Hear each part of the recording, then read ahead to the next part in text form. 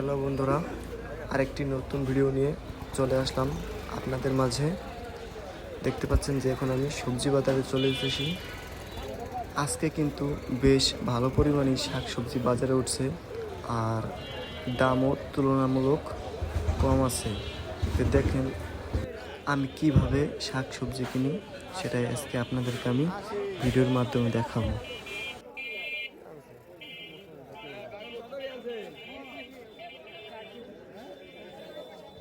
এই বাজারটা মিলে হচ্ছে সকাল 5:30 থেকে 7টা পর্যন্ত। এই সময়ের মধ্যেই সব মাল এখানে পাওয়া যায়।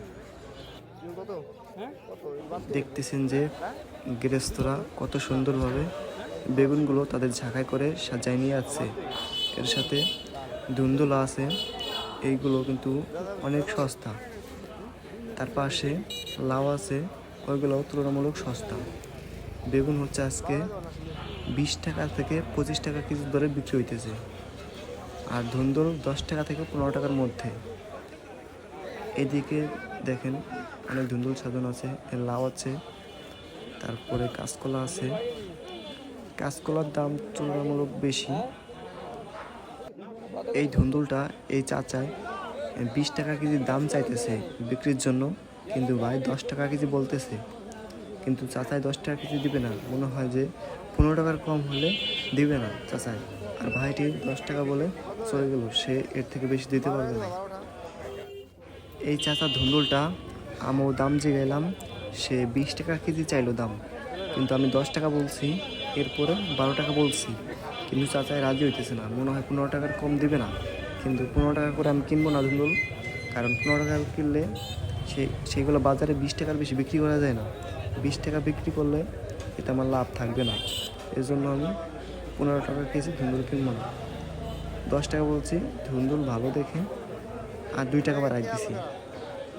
এই ঝাঁকার মধ্যে দেখেন এটার মধ্যে ধুন্দুল আছে, এটা এখন খুলে দেখব যে এর অবস্থা কেমন। যদি ভালো হয় তাহলে এই কটা কিনতে পারি।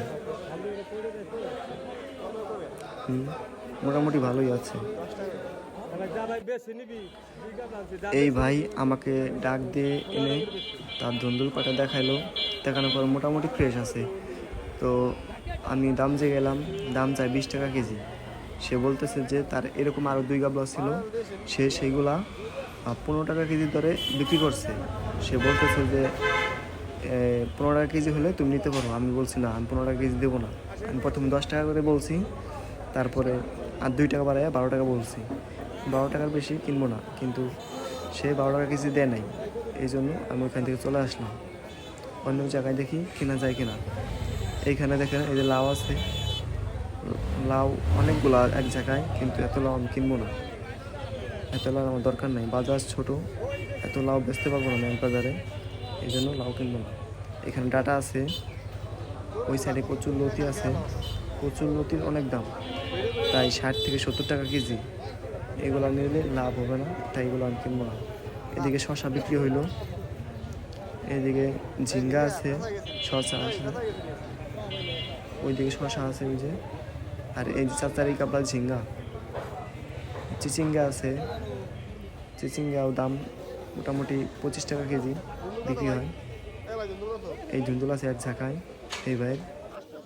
এই ভাইটার ধুন্দুল খুবই ভালো, কোনো দাগ নাই শরীরে, আর কোনো বেকাতারা ধুন্দুল নাই।